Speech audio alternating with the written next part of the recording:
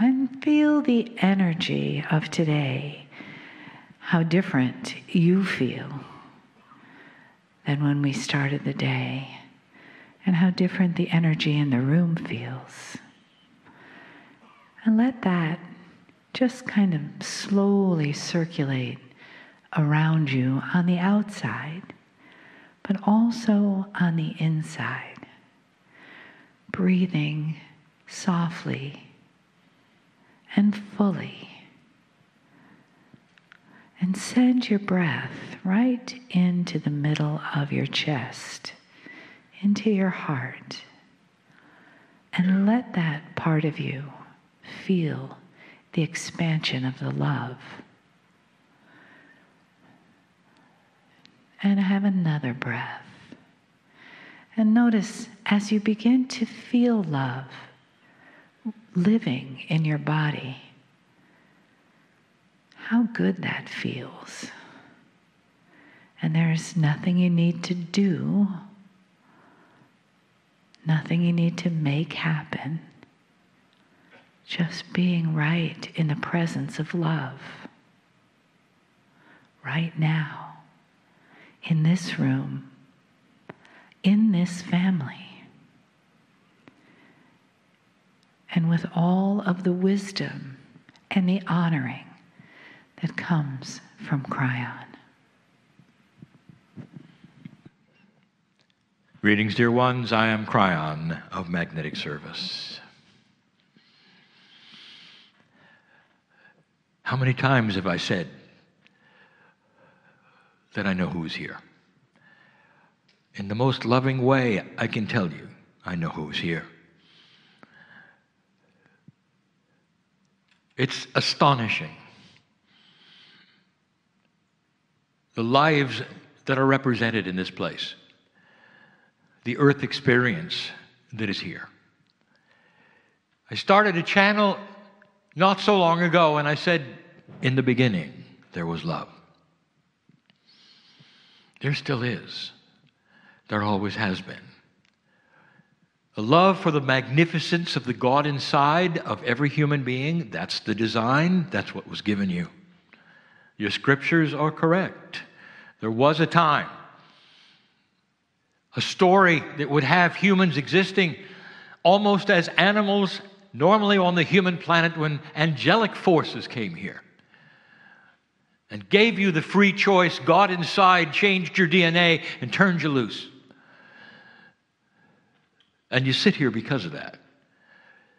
At a time that was not really predicted, a time beyond the time you were supposed to be here. I arrived in 1989. I've always been here. But I arrived in the life of the man in the chair in 1989. And I arrived for only one reason: to tell you stories, to give you paradigms of shift and parables to look at, and to try to guide you into that which would become the shift.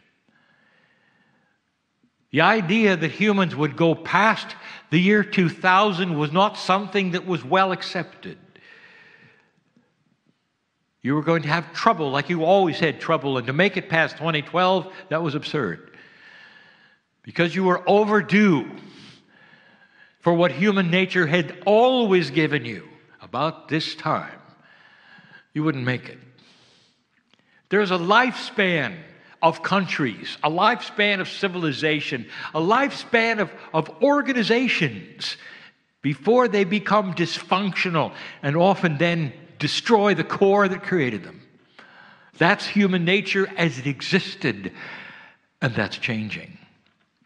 A human nature that will begin to evolve in ways you didn't expect, in ways that would seem impossible, that's already beginning. And the most profound change in the human being to come, that starts even with you, is you starting to actively participate in a more realistic remembrance of your Akashic record. When you could start remembering how long you've been here, the wisdom that you have, it almost gives permission for you to be different. It builds bridges from the unknown to the known, and vice versa. It gives you that which you haven't had before, and that is reason to continue. I have a story. This is not going to be a marathon channel. These are short stories filled with love. We give these stories so you can repeat them and remember them and analyze them and see perhaps what's missing and get it the next time or the next time. And they're always stories about you, cloaked perhaps in the attribute of a human named woe. Woe is not a man or a woman. Woe is a woman. But in this particular scenario, woe is a woman. And I want to take you to this woman's life. It's a story, perhaps, of every woman. There's magic involved. The magic of supernatural things that you might even call angelic energies, where time even may change.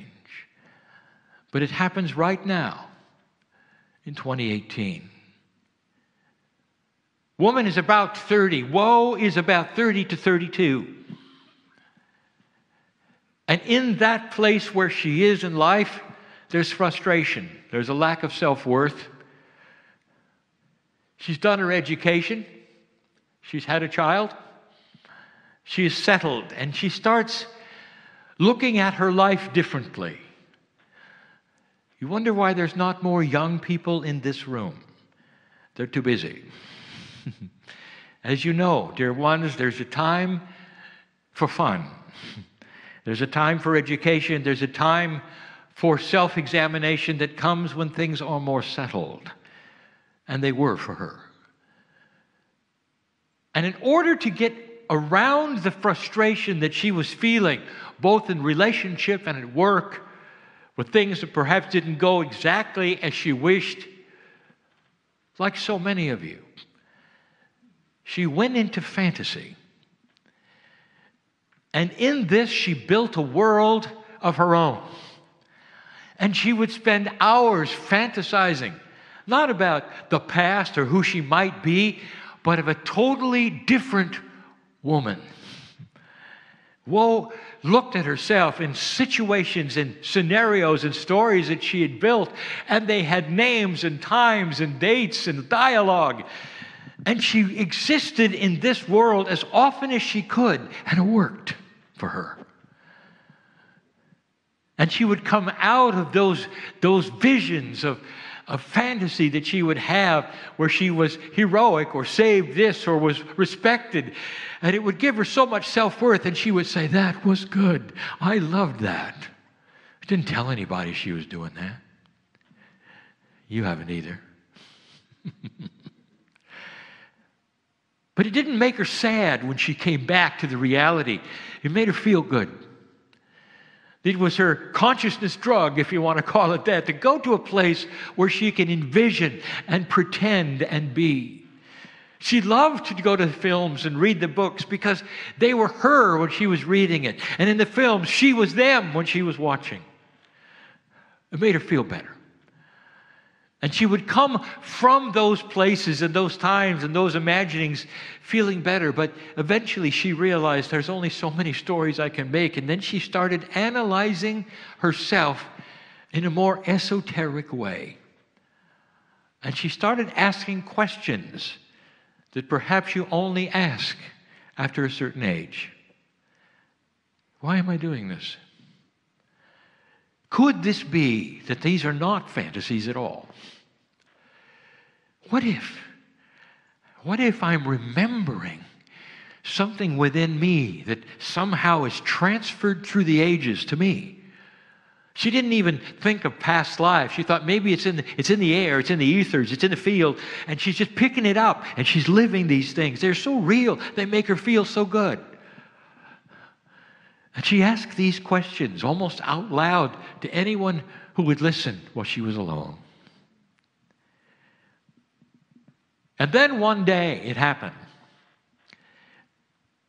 While she was asking this question to herself and pondering a greater reality that she was living, even in fantasies, the angel came. And she wasn't afraid. It's almost like the angel was a friend. It's almost like she said, well, I've expected you because I've been asking about this. And she knew she was having a profound vision, and it wasn't a fantasy at all. And all that glory, there the angel was, beautiful, spinning colors, and giving her the feeling of love. And the angel started speaking to her. Whoa, the angel said, you do understand, don't you, that every single one of these beautiful fantasies is a past life experience. You carry it in that thing in your DNA, not in your brain, but in your DNA. Memories of who you were. They're profoundly remembered and accurate and detailed, down to the names and the dialogues, down to the emotions. And in this scenario, you're starting to remember all of the good things that have happened to you in the ages. And then the angel went on to say, and there's a reason why I'm here, why I'm always here, why I've always been here. You see, whoa, you've done this every single life. You have put together fantasies, you've asked the question, you've asked for an angel, and I show up. Every single lifetime, it's you and me talking right now about why you're fantasizing these things. And then, whoa, I have something else to tell you. After I tell you it's you, and after I have solidified the value of it, and after I tell you it's okay to have the fantasies because that's really you and you can go on and do it again, after that, I disappear, you wake up, and you forget it entirely. It's like Groundhog Day. It continues and continues and continues and continues. Lifetime after lifetime after lifetime, you've had to be talked out of the lack of self-worth. And we have this conversation. And then you wake up and somehow you feel better. And you say, well, those aren't fantasies. That's me. I can do this again. And you go on to be something. Because you have permission. And you realize that your self-worth is not something that you're getting from others. It's something that's you. The self-worth is you. Don't listen to anybody. That'll pull you down. And you go on to do stellar things. That's why I'm here yet again. Whoa.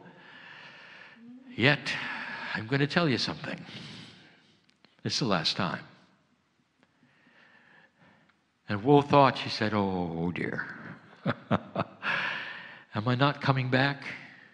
And the angel laughed and he says, you're all coming back. You see, you're coming back differently. You're coming back with instinct that you don't have now, instinct created from Akashic learning.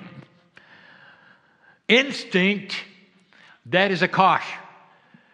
That when you awaken the next time, I won't have to enter your life because you're not going to do fantasies. You're going right for the reality because you'll have that self-worth, because you'll know who you are. You're not going to make the same mistakes you did before. Almost out of the womb, you're going to be ready for this. It won't be till 6 or 7 that you start talking about who you used to be. Not in detail, but you know this is not a unique, one-time experience. And I won't be necessary anymore for you because you will have graduated to a higher consciousness. Let me tell you something, Woe, that around you are old souls that are having that right now without having to come back because of the new energy on this planet. Woe, I want to talk to you about your lives just like I always do. You remember in the 1400s? Do you remember the lives you saved? Do you remember being the one that they called to give birth? You have names for it now, names for it then. They would call you to help a woman give birth, and you knew so much more than the doctors.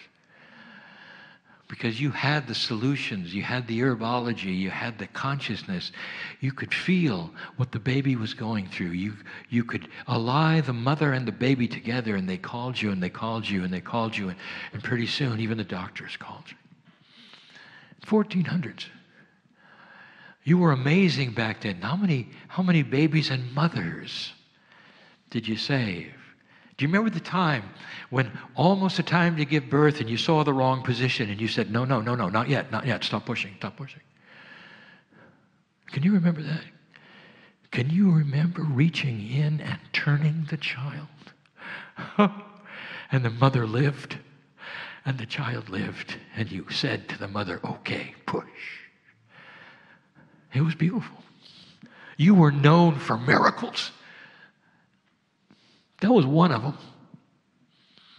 Won't you remember the battle you were in as a man in the 1600s? And you didn't hold a weapon. Your job was to run around and help the ones who were dying. Did you remember that? You couldn't do anything because the battle was so wounding. They were dying. You couldn't do anything. But you'd hold their hands. Do you remember that? And they'd look in your eyes, and even as a man, they would say, tell my mother, tell my sister, here's my name.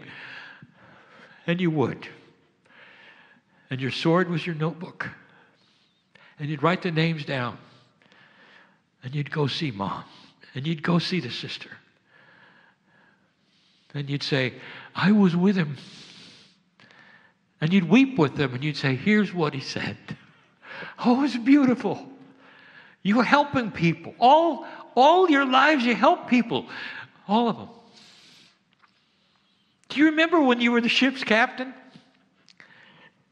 And the ship was in so much trouble that you had to hold position. That's what they called it. You had to hold position using the engines in order for the lifeboats to be able to go down without the ship tilting in a way that the lifeboats would not, where you had to keep maneuvering it because of the holding of the ship at the one side. Do you remember that?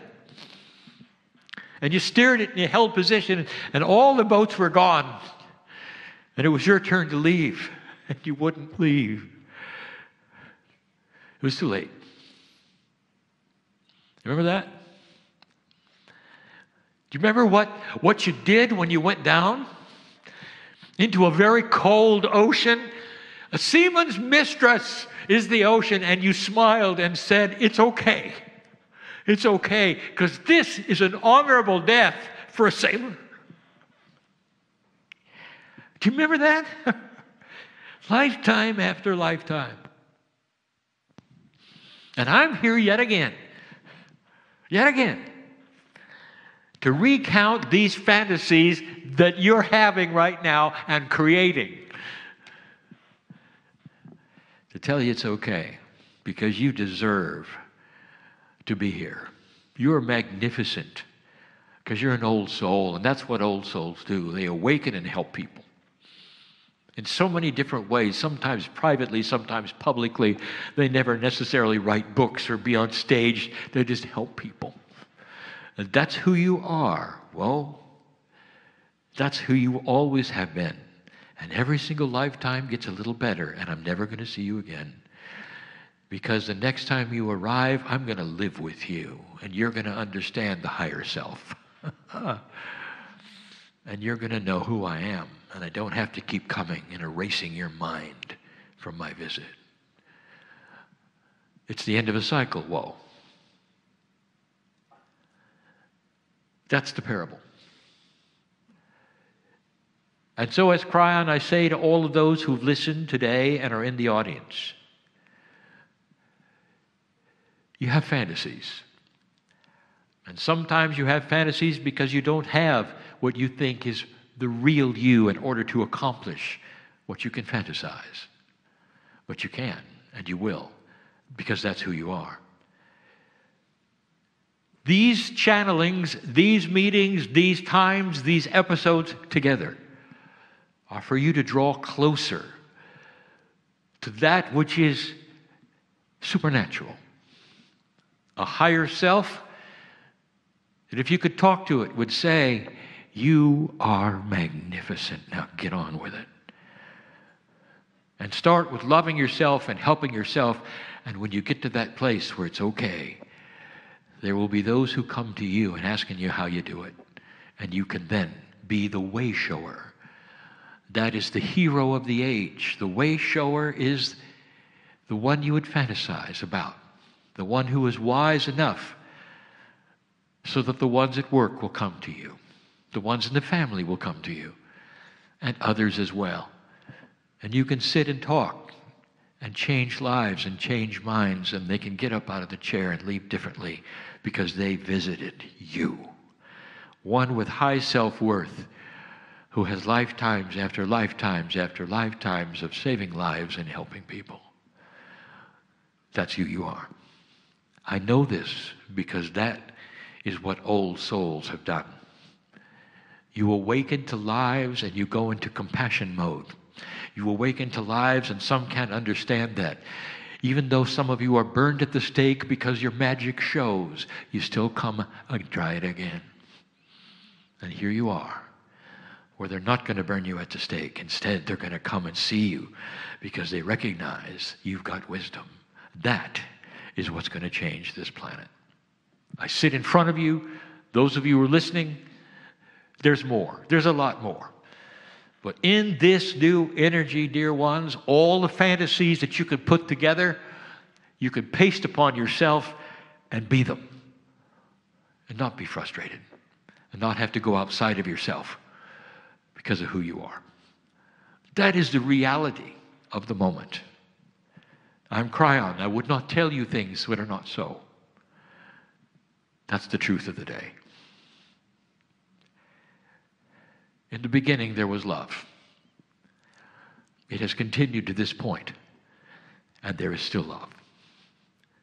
In the end, which will come sometime, very distant, there will be love. And so it is.